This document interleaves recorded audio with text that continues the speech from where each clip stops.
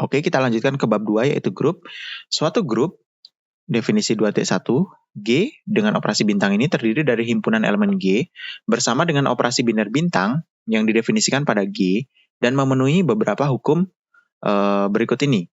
Yang pertama adalah hukum ketertutupan, kemudian asosiatif, lalu identitas, dan juga inverse. Apa sih ketertutupan itu? Ketertutupan itu adalah untuk semua A dan B elemen G, maka A bintang B atau operasi biner yang dilakukan antara A dan B itu juga merupakan elemen dari G. Jadi hasil dari operasi biner A dan B itu masih ada pada elemen G. Itu namanya hukum ketertutupan. Kemudian asosiatif, A bintang B yang dioperasikan terlebih dahulu, kemudian dioperasikan dengan C, akan sama saja dengan A bintang B bintang C untuk semua A, B, dan C elemen G.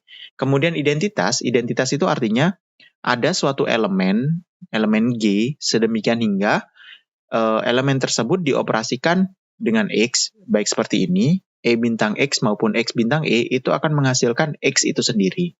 Nah, jadi elemen E itu harus terdapat pada G untuk semua yang berlaku untuk semua X elemen G.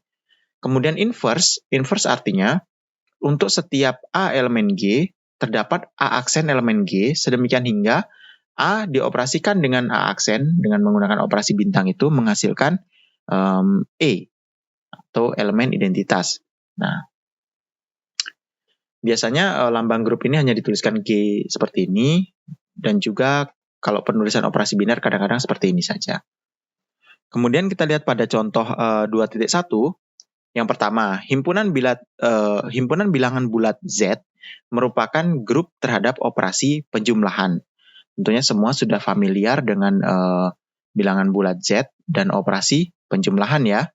Apakah penjumlahan tersebut memenuhi hukum ketertutupan?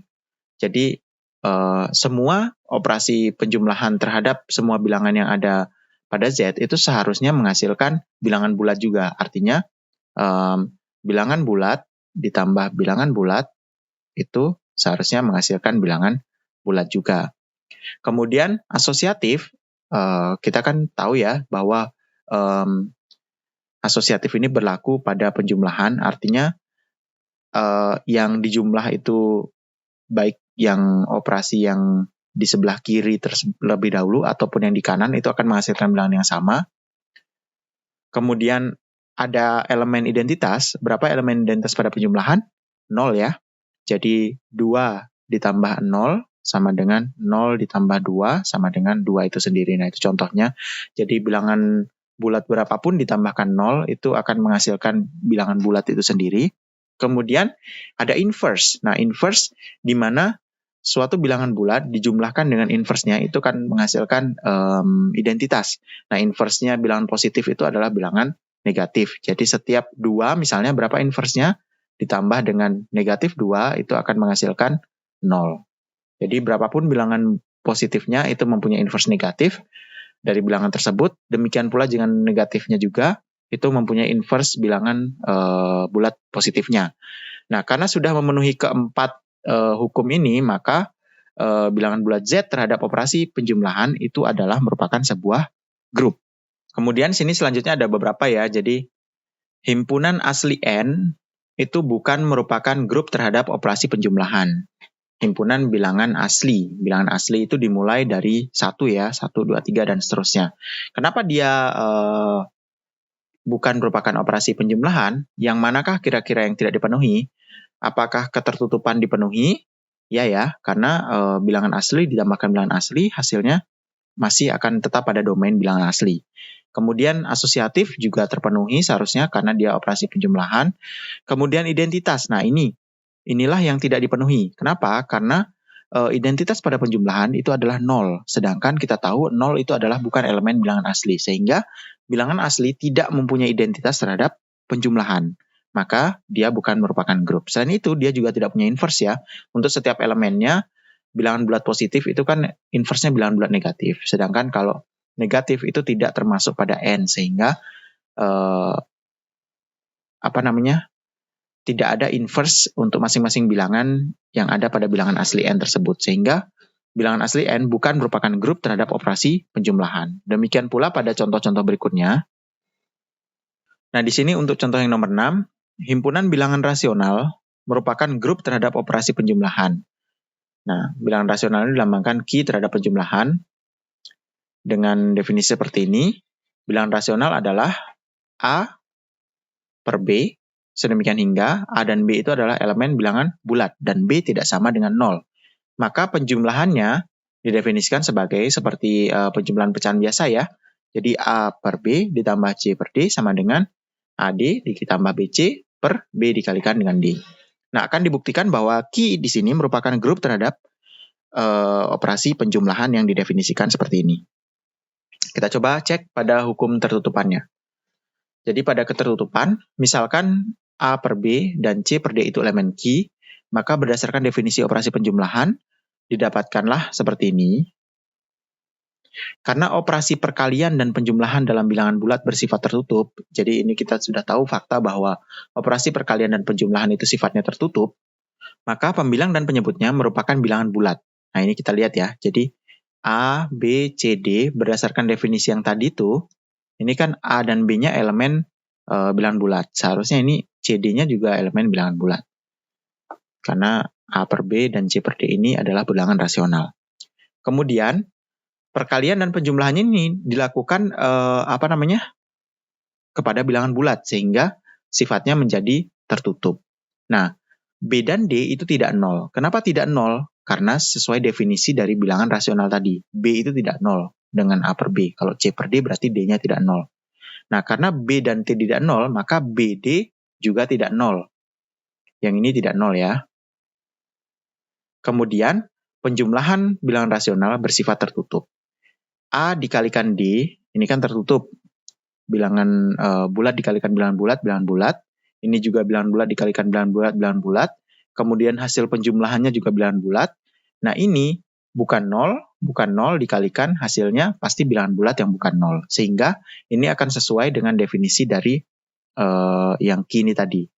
Bahwa A dan B itu elemen bilangan bulat, jadi yang pembilangnya ini bilangan bulat, penyebutnya bilangan bulat, dan penyebutnya itu tidak sama dengan 0. Ini tidak sama dengan 0.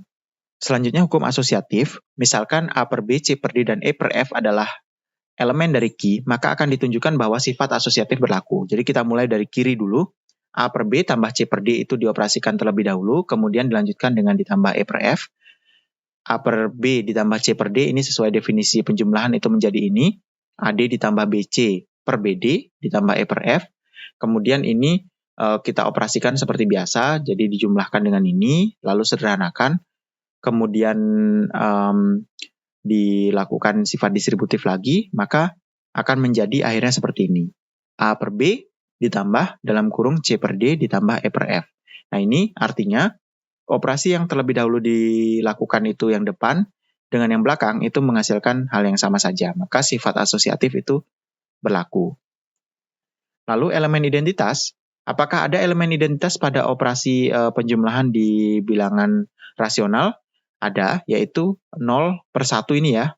Jadi A per B masih, B-nya tidak sama dengan 0, A dan B adalah bilangan bulat. Ini merupakan identitas. Kenapa? Karena 0 per 1 ditambahkan A per B untuk semua A, B itu elemen bilangan rasional, akan dioperasikan seperti ini. 0 dikalikan B ditambah 1 dikalikan A dibagi 1 dikali B. Sehingga mendapatkan A per B. Jadi bilangan itu dioperasikan dengan A per B akan menghasilkan A per B. Demikian pula pada sisi sebaliknya, A per B ditambahkan bilangan tersebut akan menghasilkan A per B juga. Jadi 0 per 1 ini adalah identitas pada operasi penjumlahan dalam bilangan rasional. Kemudian untuk inverse, akan ditunjukkan bahwa untuk setiap elemen A per B elemen Q itu memiliki inverse negatif A per B. Jadi yang atasnya saja ini yang negatif ya. Kita coba operasikan. A per B ditambah negatif A per B, itu seperti ini.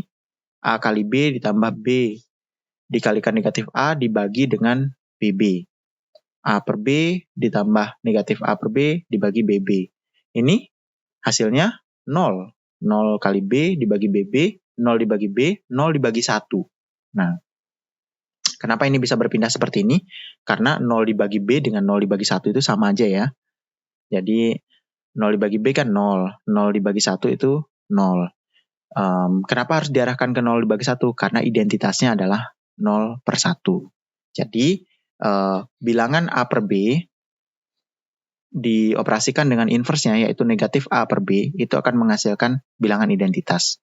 Untuk setiap A dan B itu elemen bilangan bulat sehingga setiap A per B elemen Q itu mempunyai inverse negatif A per B elemen Q. Kemudian selanjutnya ada beberapa sifat sederhana dalam grup. Nah, teorema 2.1. Hukum kanselasi kiri. Jika A dioperasikan dengan X sama dengan A dioperasikan dengan Y, maka X sama dengan Y. Nah, ini biasa dikenal dengan coret-mencoret itu ya. Pada sekolah dasar, sekolah menengah, itu namanya adalah hukum kanselasi kiri. Kalau kanselasi kanan seperti ini, X dikalikan atau dioperasikan dengan A, sama dengan Y dioperasikan dengan A, operasi biner, maka X itu sama dengan Y. Kemudian selanjutnya hukum yang ketiga, elemen identitas itu tunggal ya. Jadi elemen identitas itu ada satu saja. Jadi jika E dan E aksen masing-masing adalah elemen G yang memenuhi hukum identitas, maka pastilah E di sini sama dengan E aksen. Jadi tidak mungkin ada dua elemen identitas pada grup tersebut. Inverse pada sembarang elemen G akan tunggal jika A dan B merupakan inverse dari X, maka A sama dengan B. Nah ini juga sama. Jadi inverse itu tunggal ya. Artinya kalau ada elemen X yang punya inverse 2, A dan B, itu pastilah A sama dengan B. Artinya nggak mungkin dia punya inverse 2 yang berbeda. Kemudian teorema yang terakhir, A, B inverse, jadi dioperasikan dulu dengan operasi biner lalu diinverskan, itu sama saja dengan B inverse dioperasikan biner dengan A inverse. Nah, buktinya bisa kita lihat di sini. Jadi pada hukum kanselasi kiri, diberikan A operasi biner X sama dengan A operasi biner Y. Karena G group dan A elemen G, maka terdapat A inverse. Nah ini yang tadi di atas itu ya. Jadi ini. Ini. Definisi grup itu pasti memiliki inverse. Jadi, kembali lagi ke sini. Karena G group dan A itu elemen G, maka ada A inverse. A inverse ini kita taruh di depannya seperti ini. Jadi persamaan yang ini tadi AX kali AY, kita AX operasi AY, kita operasikan dengan A inverse yang ada di depan ini. Jadi A inverse operasi AX, A inverse operasi AY. Seperti yang kita tahu ini memenuhi hukum asosiatif sehingga kita bisa operasikan A inverse dengan A-nya dulu. A inverse operasi A operasi X dengan A inverse operasi A operasi Y. A inverse operasi A ini seperti yang kita tahu, kan A inverse ini inverse dari A, sehingga menghasilkan elemen identitas EX sama dengan EY. Sesuai yang kita tahu, identitas itu jika dioperasikan dengan bilangan apapun akan menghasilkan bilangan itu sendiri, sehingga menghasilkan X operasi Y. X sama dengan Y. Nah, maka jika ada persamaan AX sama dengan AY, itu menghasilkan persamaan akhir X sama dengan Y. Nah, itulah yang disebut sebagai kanselasi kiri. Yang untuk bukti juga sama saja, cuma dia ada di kanan ya. Ini bisa dicoba-coba. Nah, kemudian selanjutnya elemen identitas itu adalah tunggal. Karena E itu adalah suatu elemen identitas, maka E dikalikan dengan E aksen sama dengan E aksen. Ini sifat identitas tadi ya. Jadi bahwa E dikalikan dengan A, itu kan hasilnya A, kan gitu. Nah, ini juga gitu. E dikalikan E aksen, itu sama dengan E aksen. Nah, pada sisi lain, karena E aksen juga elemen identitas, maka E dikali E aksen sama dengan E. Nah, ini juga sama.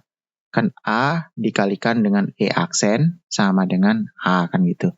Nah, jadi E dikalikan E aksen, itu juga sama dengan E. Sehingga E dikalikan E aksen, itu sama saja dengan E aksen, sama saja dengan E. Maka bisa kita dapatkan kesimpulan bahwa E aksen di sini sama saja dengan E. Artinya apa? Artinya identitasnya itu tunggal. Kemudian karena A dan B merupakan inverse X, maka berlaku sifat yang keempat ya, bahwa inverse itu tunggal. Karena inverse, maka berlaku persamaan ini, X dikalikan A itu sama dengan E. Inverse kan gitu ya. Jadi inverse dari X dikalikan inverse-nya yaitu A itu sama dengan E. X dikalikan inverse-nya yaitu B sama dengan E juga. Nah, karena elemen identitas itu tunggal, ini kan E-nya cuma ada satu. Berarti XA itu sama saja dengan XB. Nah, ini kita tinggal terapkan kanselasi di sini. X-nya hilang, tinggal A sama dengan B. Artinya apa? Kalau ada dua bilangan A dan B, dua elemen A dan B yang merupakan inverse dari X, maka bisa dipastikan bahwa A itu sama dengan B, atau keduanya merupakan elemen yang sama, atau inverse-nya hanya ada satu saja, tunggal. Kemudian, untuk yang nomor 5, sifat yang nomor 5 yaitu sifat ini ya, A dioperasikan B inverse itu sama dengan B inverse operasi A inverse. Nah, kita bisa pecah seperti ini. A operasi B dikalikan dengan B inverse operasi A inverse itu sama saja dengan, ini bisa kita asosiatifkan, ini menjadi identitas, ini menjadi identitas, ini menjadi E pada akhirnya. Sehingga B inverse A inverse ini merupakan inverse dari AB gitu. Kenapa? Karena hasilnya adalah elemen identitas. Demikian pula B inverse A inverse dikalikan dengan dioperasikan dengan AB, ini B inverse A inverse-nya depan, itu juga akan menghasilkan E. Sehingga bisa kita simpulkan bahwa inverse dari AB inverse ini sama dengan B inverse, ini salah ketik ya, A inverse itu.